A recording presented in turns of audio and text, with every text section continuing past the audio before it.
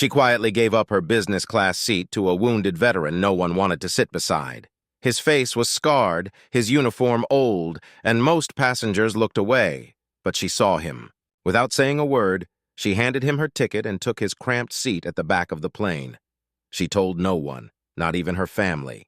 But weeks later, her name was spoken during a Pentagon ceremony in front of generals, soldiers, and the First Lady. What happened next turned one simple act of kindness into something that would change both their lives forever. November 2016, Atlanta, Georgia.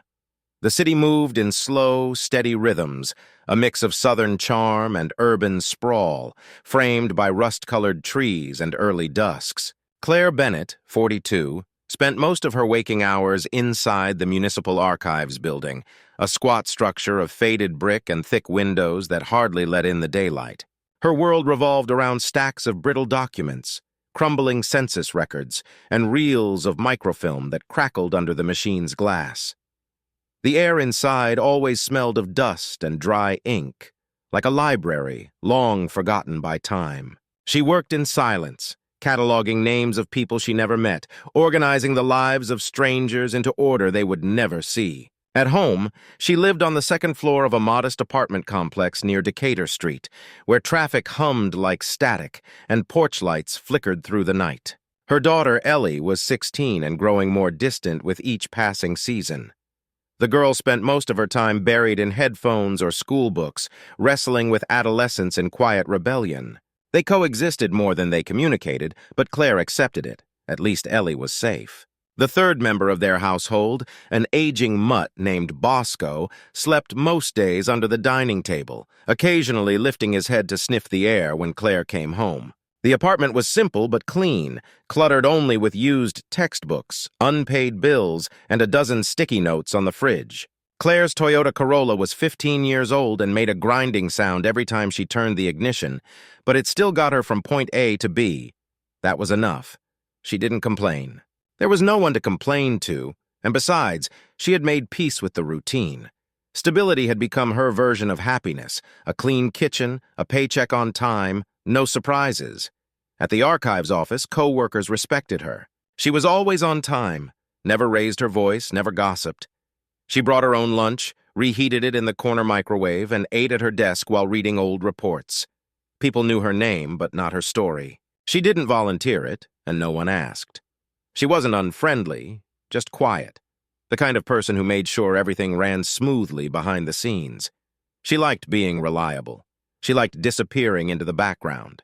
On most days, Claire would look out the narrow office window and see the city breathing in slow patterns. Buses crawling through intersections, joggers weaving between puddles. The glass muted the sound, made everything feel like a memory before it even finished happening. Sometimes she wondered if this was it, if this was all life would be. Not tragic, not grand, just pages turning in silence, just names filed into place. And still she showed up every morning. Not because she expected change, but because the rhythm of order gave her something to hold on to, something still and solid in a world that never stayed still for long. The Wednesday before Thanksgiving was unusually cold for Atlanta. Claire arrived at the airport 3 hours ahead of her flight, clutching a small wheeled suitcase and a worn travel guide to Boston. It had been 10 years since she'd last seen her aunt, and this trip, an impulsive decision, had only been possible because her co-workers had quietly pooled together their airline miles and surprise upgraded her to business class. It was the kind of gesture Claire never expected and had struggled to accept, but they insisted. They said she deserved it. So she said thank you, packed neatly, and took 2 days off for the first time in over a year. The terminal buzzed with travelers dragging luggage, sipping overpriced coffee, and checking their phones with practiced urgency. Claire moved through the noise with quiet purpose, wrapped in a wool coat she had owned for years, a scarf tucked neatly beneath the collar. Her boots clicked softly against the polished floor as she made her way to gate B12. Once there, she settled into a seat by the window, watching planes taxi past glass panels speckled with condensation.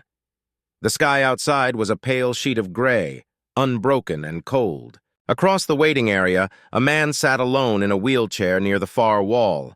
Claire noticed him without meaning to. His presence was still, almost hidden, but something about him pulled at her attention. He wore a faded green military jacket with frayed cuffs, the kind issued years ago. His pants were clean but thin, and his shoes didn't match. His face was marked with scar tissue that crept across his left cheek and jawline, pale against the stubble. His right sleeve was pinned up, empty. He kept his head slightly bowed, his gaze fixed on the tile floor beneath him. No one sat near him. People filtered through the gate area, looking at him and then quickly away. A woman with 2 children subtly shifted seats. A businessman glanced, paused, then took a different row. Claire watched, not with pity but with a quiet, growing discomfort. There was something about the way he held himself, upright, composed, but apart. It was the posture of someone who had grown used to silence. She checked the boarding pass in her coat pocket. Seat 3A, business class, window.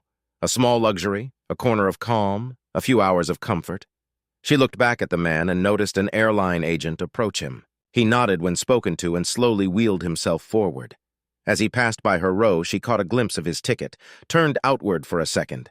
Seat 29E, back of the plane. Center seat, between strangers. 4.5 hours of narrow space, no legroom, no silence. Claire sat still as the boarding announcement began. People gathered their bags, eyes on monitors and phones. The man waited to the side, as those needing assistance were asked to come forward first. Claire's fingers curled around her boarding pass, and she suddenly felt very aware of how much space 3A would offer. Leather seats, a meal on a real plate, a window view, room to exhale. As the crowd started moving toward the gate, Claire remained seated. She watched the man adjust his bag, slowly push himself toward the boarding tunnel, and for a moment, she imagined the hours ahead through his eyes, the noise, the tightness, the stares, the looks. She stood up, gripping her bag a little tighter. Her ticket remained in her hand, untouched, the ink from the printed name beginning to warm slightly from the heat of her fingers. The gate agents were scanning passes with practiced rhythm. The line moved forward, one beep at a time. She walked toward them, not yet knowing what she would say. As passengers filtered through the gate and down the jet bridge, Claire approached the boarding agents with hesitant steps. Her voice was quiet but steady as she spoke to the woman scanning tickets. She gestured toward the man in the wheelchair and explained that he was a veteran, that he had a center seat in the back, and that she had a seat up front, 3A, a window, in business class. She asked if he could take her place instead. The agent glanced down at her tablet, then at Claire, then at the man. She explained, gently but firmly, that seat changes like this needed approval from both passengers. No problem, no objection, just confirmation. Claire thanked her and turned back toward the waiting area. The man was still seated, adjusting the strap on his carry-on bag with his one good hand. His motions were slow and careful, like someone used to doing everything twice, once to try, once to correct. Claire approached him without words. She knelt slightly to meet his eye line and held out her boarding pass. She didn't speak. She simply offered the ticket, her expression calm and open. He looked at her, uncertain. There was hesitation in his eyes, a flicker of confusion, even suspicion. Then something softened. Slowly, almost reluctantly, he took the ticket and nodded. The exchange lasted no more than a few seconds. No drama, no fuss. Just a quiet transaction between 2 strangers in a noisy terminal. The man wheeled himself toward the gate while Claire stepped aside and waited her turn. When she finally boarded, she moved down the narrow aisle past rows of polished leather and brushed metal, past the seat that would have been hers, where the man now sat with his bag tucked beside him and a folded blanket already placed on his lap. She continued past him without making eye contact, careful not to linger, and made her way to the back of the plane. Row 29, middle seat. Wedged between a child already bouncing in his seat and a middle-aged woman balancing a tote bag, a neck pillow, and a furrowed expression. Claire slid into the narrow space with her knees nearly brushing the seat in front of her.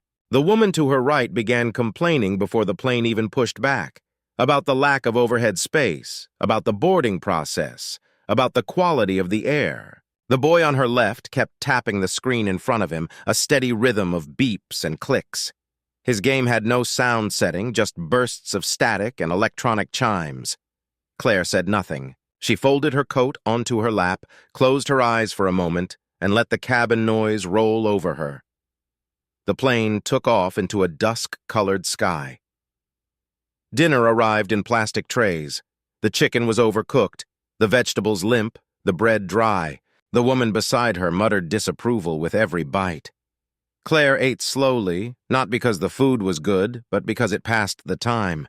She stared out of the scratched window, seeing little more than clouds and reflection. And yet, somewhere between Atlanta and Boston, something settled inside her. She wasn't comfortable, and she wasn't rested, but she felt a strange lightness, a kind of quiet clarity, the kind that doesn't come from comfort, but from conviction. Her seat may have changed, but something else had shifted too, something less visible, but far more lasting. The days in Boston passed quietly, wrapped in the gray stillness of late November. Claire's aunt lived in a narrow two-story house in Dorchester, its exterior faded from years of salt air and snow. Inside, it was warm but dim, lit by soft lamps and the muted glow of overcast mornings. The air smelled of cinnamon, ginger, and something faintly medicinal. Bottles clinked in the bathroom cabinet, and folded blankets sat in careful piles on the armchair. The house felt paused, like a song waiting to resume. Claire moved gently through the rooms, washing dishes without being asked, folding laundry that wasn't hers, wiping down dusty windowsills and countertop corners. Her aunt, frail but talkative, recounted old stories between naps and sips of herbal tea. Claire listened, nodded, laughed politely. She smiled when it was expected and never brought up the flight. She said nothing about the man in the wheelchair, nothing about the seat exchange, nothing about how her coat still smelled faintly of jet fuel and plastic tray meals. Evenings were filled with the soft crackle of vinyl records spinning on an old turntable. Her aunt's music collection was a mix of jazz standards, gospel choirs, and faded rock ballads from another decade. Claire would sit on the couch with a blanket across her lap, listening to songs that belonged to someone else's past. Outside, the wind stirred the bare branches of maple trees, and streetlights buzzed faintly in the dark. The week drifted by without urgency. There were no errands, no meetings, no tasks that couldn't wait. It felt unfamiliar, even uncomfortable at times, to move without a checklist. Claire walked the neighborhood a few times, taking in the quiet streets and stone steps leading to porches decorated with plastic pumpkins and weathered flags. Boston in late November felt older, slower, heavier than Atlanta. When the time came to return, she packed neatly, hugged her aunt goodbye, and took the early train to the airport. The flight back was uneventful. No upgrades, no conversations, just rows of tired passengers and the hum of engines beneath her feet. Claire stared out the window for most of it, watching clouds drift by without forming anything recognizable. Back in Atlanta, life resumed as if it had never paused. The archive awaited with its boxes and forms. Her desk was as she left it, unmoved, untouched. Ellie returned from school with headphones in, disappearing into her room without a word. Bosco barked at the neighbors and scratched at the door as usual. Claire unpacked, did laundry, and restocked the fridge. The rhythm returned. Home, school drop-off, office, repeat. Nothing had changed, yet everything felt slightly out of place, like a frame hung just off-center. One morning, while sipping coffee and flipping through the local paper someone had left in the break room, Claire saw a photograph that stopped her cold. It was small, tucked beneath an article about military commendations. A man in formal dress uniform stood at a podium, medals glinting under stage lights. His face was unmistakable, even softened by the print, the man from the flight. His scars were still there, but cleaned and dignified, framed by a sharp haircut and the weight of his presence. The caption read, "Major Randy Holloway, honored for heroism in Syria after rescuing hostages during a covert mission. Recently returned to the U.S. following extensive rehabilitation." Claire stared at the photo for a long time. The noise of the office faded, replaced by the steady thud of her own heartbeat. She folded the paper neatly and tucked it into her bag without telling anyone. The article said nothing about a flight or a seat change or a woman in row 29. That part belonged only to her, and she had no idea what, if anything, she was supposed to do with it. 6 months later, on an ordinary Wednesday morning, Claire found an envelope placed carefully on her desk at the archive. It stood out from the usual interoffice mail, not a standard manila folder or recycled envelope, but a crisp white packet with no return address, only her full name written in clean black ink. She opened it slowly, unsure of what to expect, and slid out a folded letter and a laminated badge. The letterhead read Department of Defense. The letter was brief, formal, and surreal. It extended an invitation to a recognition ceremony in Washington, D.C., scheduled for the following week. The badge was a guest pass, complete with an identification number and security clearance. At first, Claire assumed it was a mistake, perhaps a misrouted document, someone else's honor, but the name on the envelope was hers, and the details matched. Still, she hesitated. That evening, after pacing her kitchen and rereading the letter for the 5th time, she called the contact number listed at the bottom. A calm voice on the other end confirmed everything. Yes, the invitation was legitimate. Yes, her presence was requested. No, they couldn't share many details over the phone. Claire hung up with a sense of quiet disbelief. She took 2 days off work and booked a train ticket to Washington. 1 week later, she sat alone near the back of a long hall in a federal building she had never imagined entering. The room was cavernous, with high ceilings and rows of flags lining the walls. Uniformed personnel filled the front rows, their decorations gleaming under the warm overhead lights. Civilians occupied the middle section, most in modest suits or business attire, shifting quietly in their seats. Claire kept her coat folded across her lap, her hands resting on the fabric. When the event began, a sequence of speeches followed, formal, dignified, rehearsed. Names were called, honors listed, applause measured. Toward the end of the ceremony, a senior officer stepped to the podium and introduced the final speaker, Major Randy Holloway. The room stilled. He walked to the center stage with slow, purposeful steps, his left arm held with care, his right gloved hand steady on the lectern. His uniform was perfectly pressed, medals aligned across his chest. The room waited. Major Holloway began not with war stories, but with reflection. He spoke of disconnection, not just from combat, but from identity. He described returning home changed in body and mind, and how silence had followed him into every room. Then he spoke of a stranger, a woman, on a flight, someone who saw him not as a figure to avoid, but as a person. He didn't mention her name. He simply turned slightly and gestured, almost imperceptibly, toward the rear of the hall. A few heads turned in Claire's direction. She remained still, her expression unreadable, her body quiet in the chair. Her heart beat harder, but she didn't move. When the ceremony concluded, attendees filtered slowly out of the room, stopping for handshakes and photographs. Claire rose to leave, but before she reached the exit, a young officer approached her. He looked barely older than Ellie. He held a small box, dark wood with a brass clasp, and addressed her in a soft tone. He extended the box and nodded once before stepping away. Claire waited until she was outside the building, standing beneath a line of barren trees before she opened it. Inside, nestled in a velvet lining, was a challenge coin, an army token of respect and honor. Beneath it, a folded letter in precise, deliberate handwriting. There was also a small photo album. Its cover was simple, worn cloth, no title or inscription. She opened it slowly. The first image showed a hospital bed, then recovery sessions, a therapy dog curled at the foot of a chair. Further pages revealed snapshots of a quiet home, a porch with wind chimes, a certificate framed on a wall. Toward the end, there was a photo of Holloway standing beside a flagpole, his posture tall, a shadow of a smile on his face. Tucked into the last page was a single line written in pen. "Some moments are never recorded, but they change everything." Claire closed the album and held it to her chest, standing alone on the sidewalk, the city moving quietly around her. The photo album rested on Claire's lap as the train hummed steadily beneath her, its rhythm matching the quiet weight of her thoughts. She flipped through the pages slowly, one by one, as the winter-gray landscape blurred past the window. Each photograph inside the album was small, candid, and intimate. They told a story without needing explanation. The first images showed a hospital room, fluorescent lighting, a narrow bed, medical charts clipped to the wall. Major Holloway appeared in some of the frames lying still, his face marked by bandages and fatigue.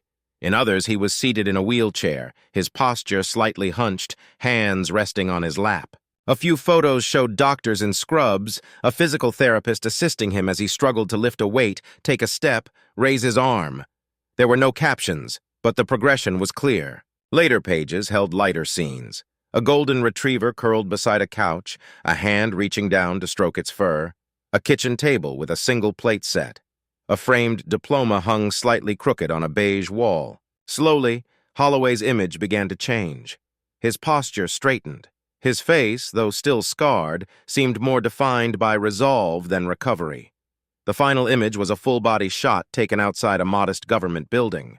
He stood in uniform, one hand resting lightly on the American flag, the other by his side. Below the photo, in simple handwriting, it read, "First day in a new post, second chance, because of you." Claire closed the album carefully and held it against her chest, the fabric of her coat pressing into the cloth cover. She didn't cry. She didn't smile. She just looked out the window and let the silence settle in. The return to Atlanta felt different this time, less like a return to routine and more like a return to responsibility. A week later, she sat at her kitchen table with a pen in hand and a blank sheet of stationery. Her note was short. No flourish. No mention of recognition. Just a few words of gratitude, handwritten in her neatest script. She signed her name and sealed the envelope, addressed it to the return address included with the album. She did not include one of her own. Claire didn't expect a reply. In truth, she didn't need one. A month passed. Winter edged toward spring. Then, without warning, she received a formal invitation from the mayor's office.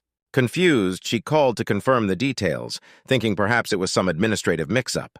But the clerk on the phone assured her it was correct.